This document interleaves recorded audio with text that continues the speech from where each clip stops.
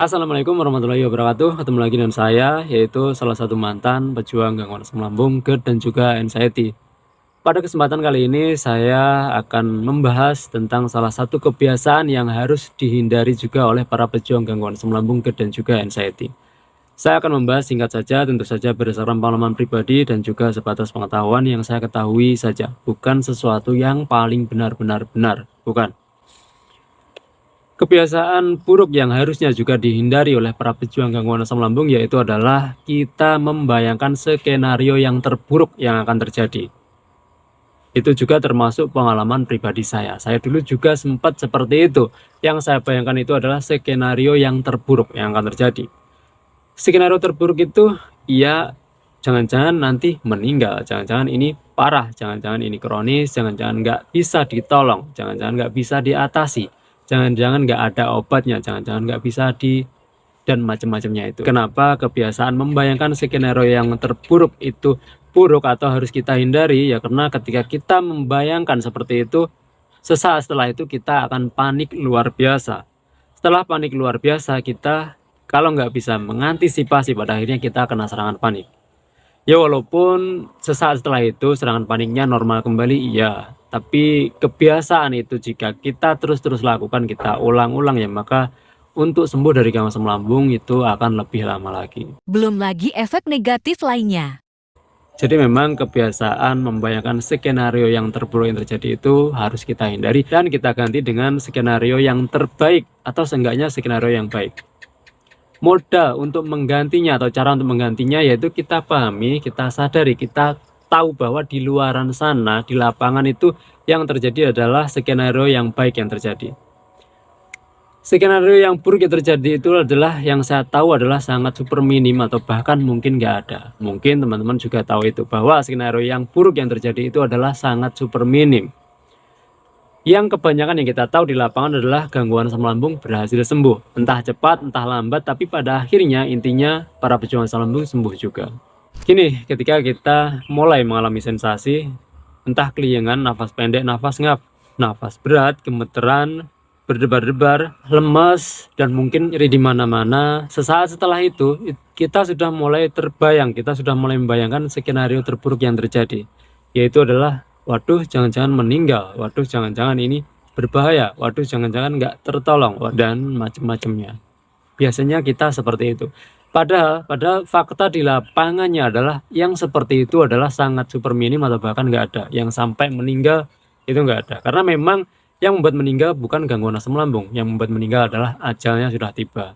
Jadi sebenarnya kebiasaan buruk yang satu ini sebenarnya kita mudah untuk mengubahnya ya karena alasannya atau bukti nyata di lapangannya adalah seperti itu. Skenario yang baik yang terjadi, bukan skenario yang buruk. Jadi salah satu caranya seperti itu tadi, kita tahu, kita sadari, kita pahami bahwa memang di lapangan faktanya adalah yang terjadi adalah skenario yang baik.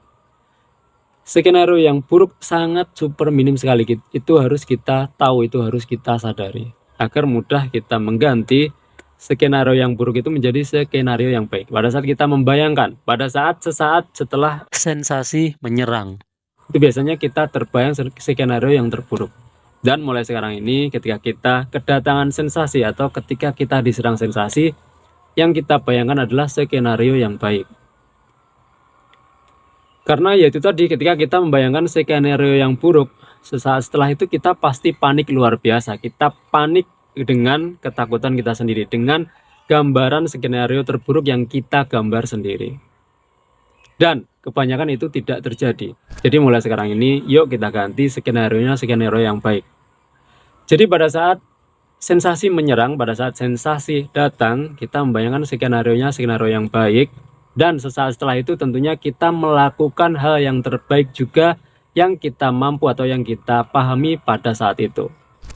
Yaitu mungkin salah satu contohnya ketika kita mengalami sensasi nafas pendek, itu kita membayangkan skenario yang baik dan sesaat setelah itu kita melakukan sesuatu hal yang baik, yaitu adalah yang bisa kita lakukan, kita bisa mengambil nafas dalam-dalam, kita minum air hangat, kita menghirup minyak aromaterapi, kita bisa membalur minyak aromaterapi juga agar lebih nyaman juga, dan juga kita bisa mentegakkan posisi kita tegap, kita gagahin posisi kita, itu juga bisa membantu. Jadi intinya ketika kita diserang sensasi, entah sensasi apapun itu, kita menskenariokan skenario yang baik. Saat setelah itu kita melakukan hal yang terbaik yang kita bisa, yang kita pahami pada detik itu atau pada saat itu. Dan tentunya setelah kita melakukan hal yang terbaik itu, tentunya setelah itu kita pasrahkan kepada Allah. Yang penting kita sudah melakukan hal yang terbaik yang kita bisa. Jadi dengan begitu kemungkinan kita mengalami serangan panik itu akan kecil sekali. Kalaupun kita masih panik itu, paniknya nggak akan luar biasa banget.